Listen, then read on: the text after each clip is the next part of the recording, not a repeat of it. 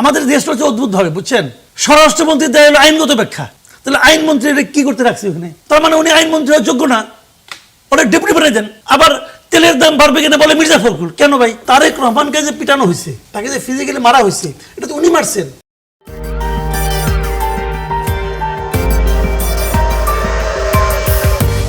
তেল নাই তেল নাই বলতেছে, কিন্তু 300 টাকা দিয়ে তেল বিক্রি হচ্ছে।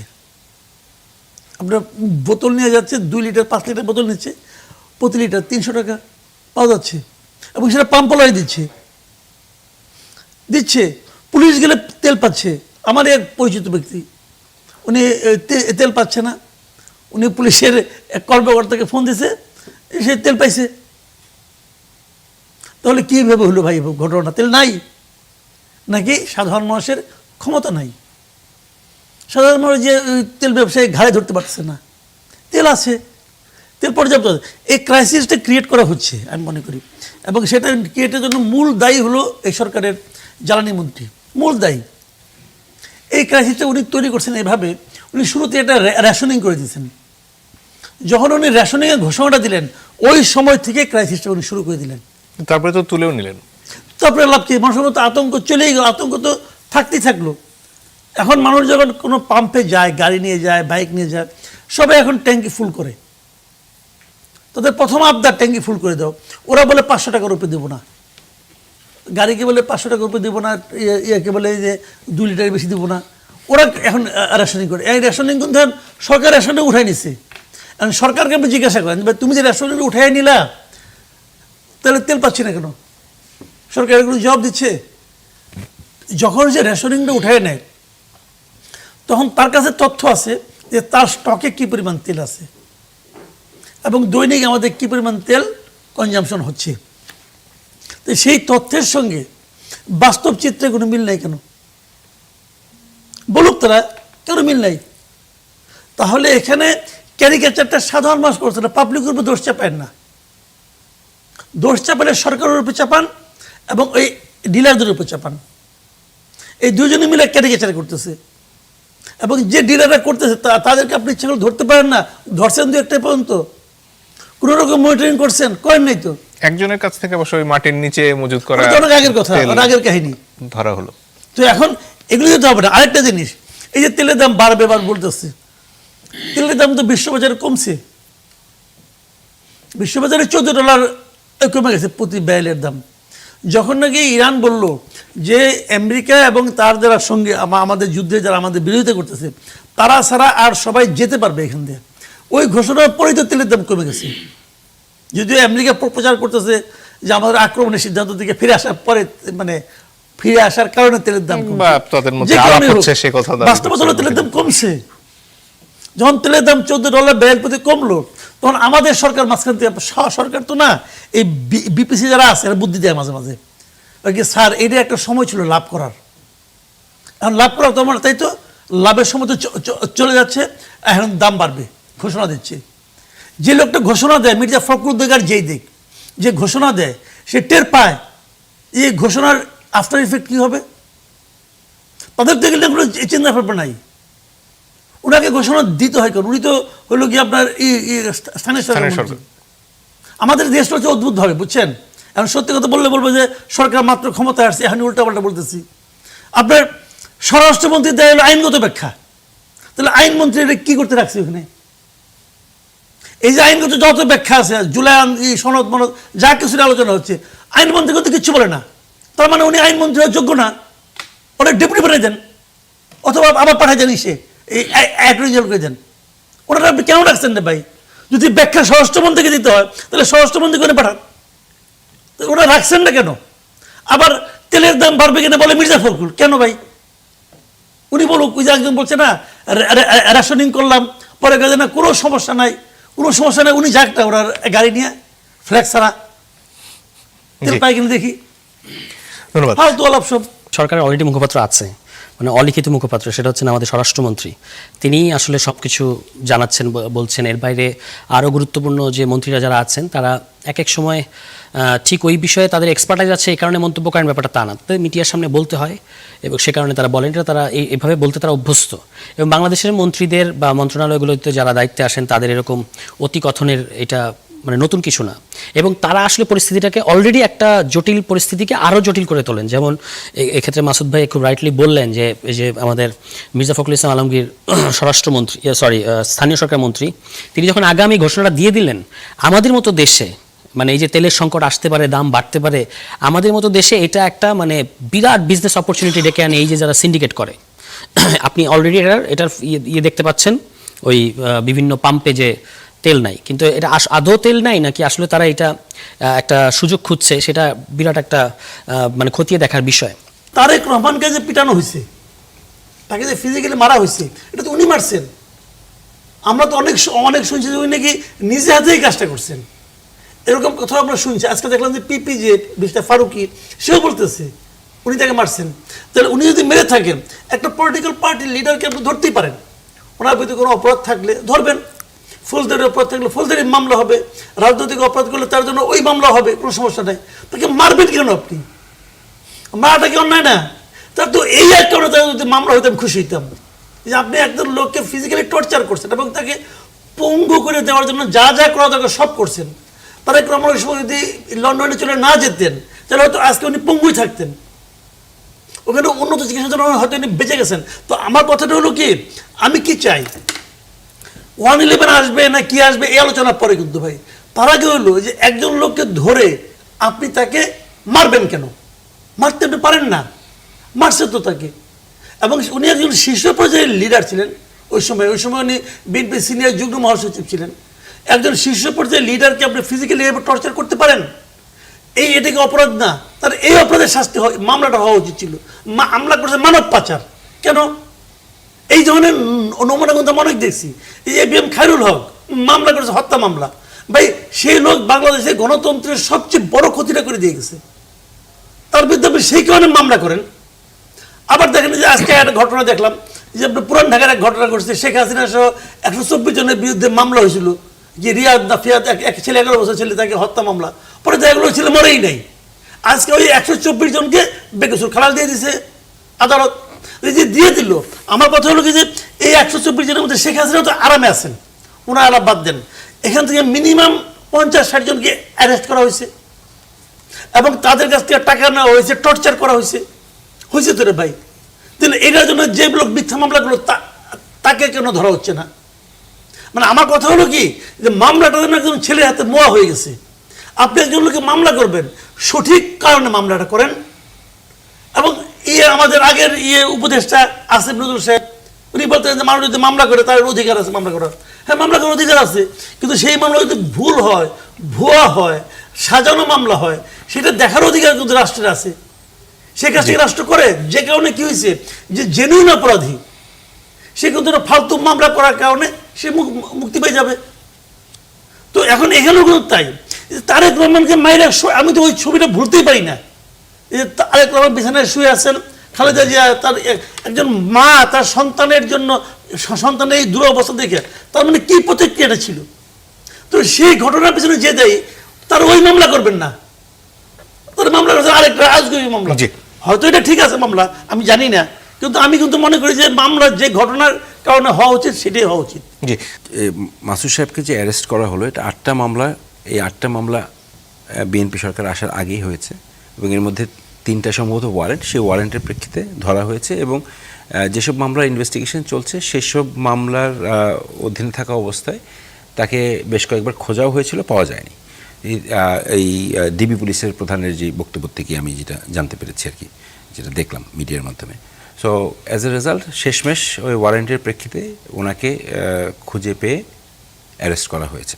গণভোট যেটাকে অনুমোদন করে দিয়েছে এবং সেই গণভোটকে সকল রাজনৈতিক দল ইনক্লুডিং বিএনপি যখন প্রচার করেছে, ক্যাম্পেইন করেছে যে আপনারা গণভোটে হ্যাঁ ভোট দেন।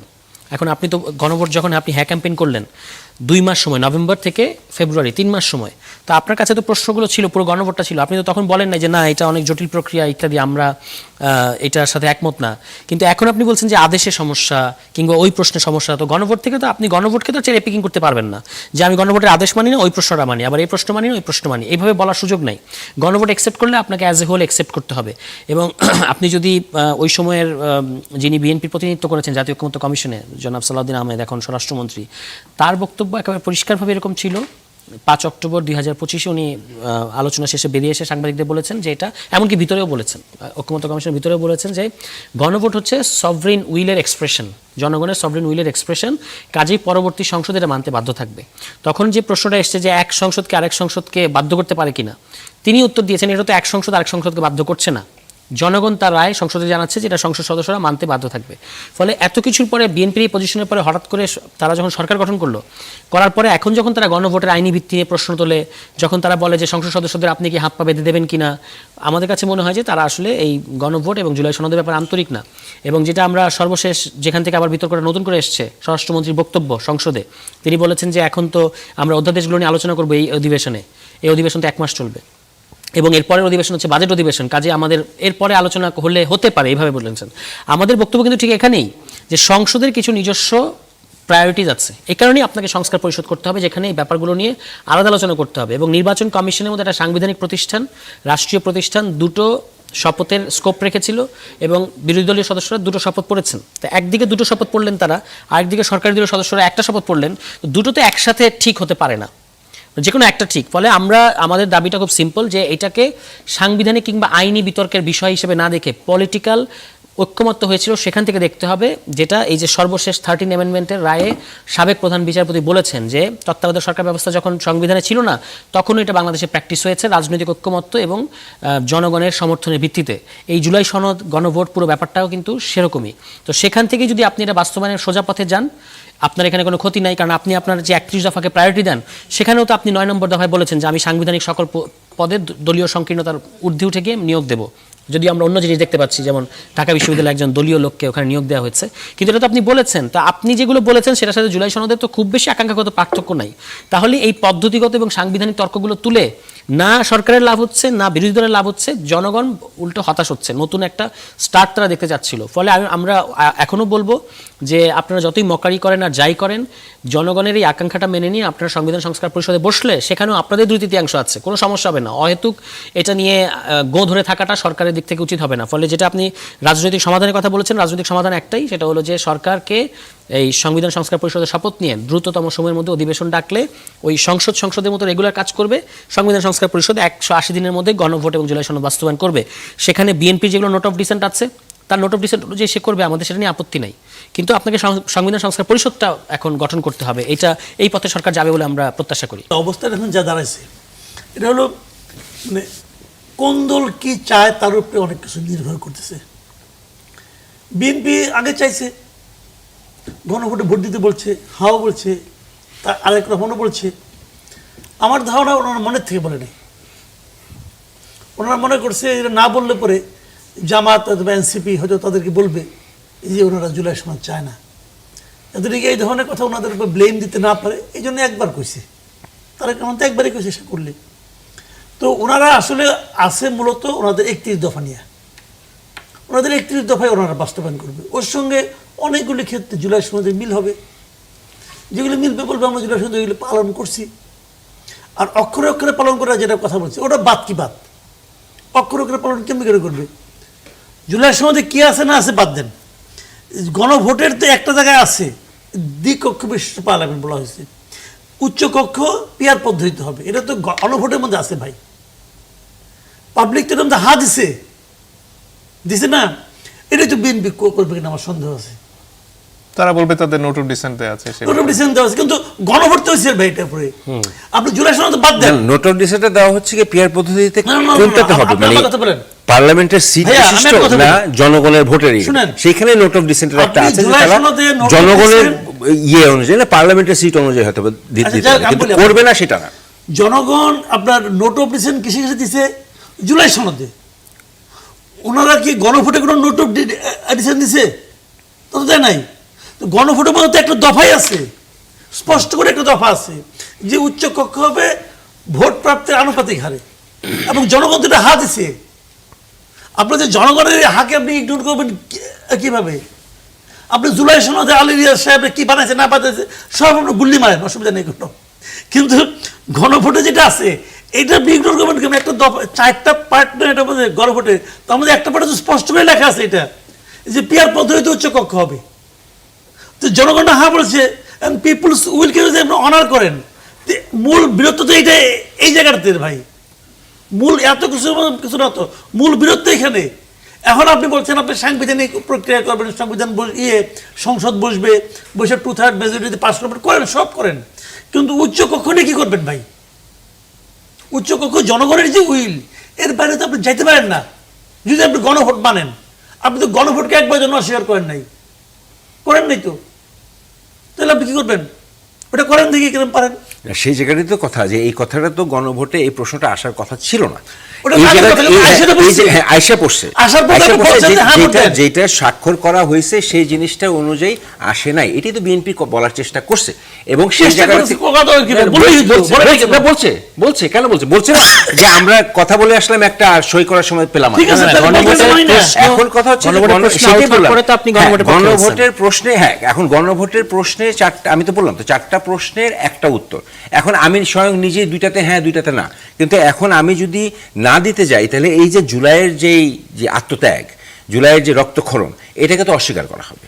তো সেই ক্ষেত্রে তো আমরা হ্যাঁ বলতে বাধ্য হয়েছি, আমরা হ্যাঁ তাহলে- বলেছি। এবং এখন এইটা যদি পিপলস উইল হয়, পিপলস উইল এইটাই, কিন্তু এটা পালন করা হবে কিনা এটা আপনার সন্দেহ হচ্ছে। আপনি কিছুদিন দেখেন কিভাবে জি। করা হয়, যদি না হয় তখন আমার মনে হয় এটা তাহলে নিয়ে research সালাউদ্দিন করাটা স্যার ছোট্ট খুব, করে, তাহলে ন্যায়যুক্ত হবে। জুলাই সনদ এবং গণভোট কি সাংঘর্ষিক?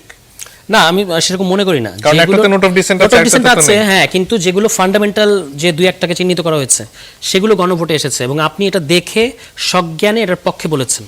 বলার পরে এখন আবার এই প্রশ্নগুলো তোলাটা যৌক্তিক মনে করি না। ধরেন আপনি 100টা প্রশ্নের মধ্যে আপনি 100টাতে কখনো একমত হবেন না, 70টাতে আপনি একমত, 30টাতে আপনি একমত না, তাহলে কি আপনি আপনার 70টা ছেড়ে দেবেন? ফলে আপনাকে হ্যাঁ বলতে হয়েছে স্বাভাবিকভাবেই। একটা ছোট জিনিস রেসপন্স করি, যেটা ভাই বলেছেন যে বিএনপি চায় যে লিগেল কমপ্লিকেশন যেন তৈরি না হয়, লিগেলি যেন চ্যালেঞ্জ না হয়। লিগেলি যেন চ্যালেঞ্জ না হয় এই জন্যই সংস্কার পরিষদ। কারণ সংসদে ইতিপূর্বে এই ধরনের বড় বড় যে সংশোধনীগুলো আপনি যখন এনেছেন, পরবর্তীতে আদালত বলেছে বেসিক স্ট্রাকচারের সাথে সাংঘর্ষিক, সুতরাং বাতিল। এই ঘটনা বাংলাদেশে একাধিকবার ঘটেছে। এই কারণেই কিন্তু এবার ইন্টেন্স আলোচনা হয়েছে শুধুমাত্র পদ্ধতিগত প্রশ্নে, এবং সেখানেই সংস্কার পরিষদে সবাই একমত হয়েছে। ফলে লিগেলি সাউন্ড পদ্ধতি এটাই। যদি আপনি লিগেল ওইটা গঠন করতে গেলেও পার্লামেন্টে আবার আইনের মাধ্যমে ওইটা গঠন করতে হবে। এটা যে মুখে বলে দিলে এটা গঠনটা হবে না, ওইটারও আবার আলাদা একটা প্রক্রিয়া আছে। ওইটার আবার আলাদা একটা প্রক্রিয়া ওই আছে। গণভোটে আছে তো এই প্রশ্ন। গণভোটে থাকুক, কিন্তু আদেশ যেটা হয়েছে, আদেশ নিয়ে আবার একটা ছোট্ট লিগ্যাল লুপ হোলস আছে যেটা পূরণ করতে হবে। কারণ আপনি তো কনস্টিটিউশন রিফর্ম কমিশন তো আর বলেন যে কনস্টিটিউশনটা বাদ, অ্যাজ এ রেজাল্ট আপনার যেই কনস্টিটিউয়েন্ট পাওয়ারটা সেটা ইউজ করা হচ্ছে না। এখানে একটু ডাইলেমা না, আছে। না, গণভোটটাই তো constituent power এর না, না, এটা পুরো আদেশে আপনি যদি পরিষ্কার বলা আছে। কনস্টিটিউশনটা যদি আপনি পুরোটা বাতিল করে দিতেন, বাতিল করে দিয়ে বলতেন যে না এটা পিপলস উইল আর্টিকেল 7 অনুযায়ী এই সরকারটা হয়েছে, আপনি একদিকে বাতিল করেননি, অন্যদিকে কনস্টিটিউশনের কিছু কিছু অংশ রিফর্ম করার কথা বলেছেন, অন্যদিকে আদালতের প্রেক্ষাপটে আপনার তত্ত্বাবধায়ক সরকার এবং রেফারেন্ডাম এসেছে। সো এই জায়গাগুলিতে একটু গজামেল হয়ে গেছে, যার কারণে এই লুপহোলসগুলি একটু স্ট্রাগলস এবং এগুলো ওভারকাম করতে হবে।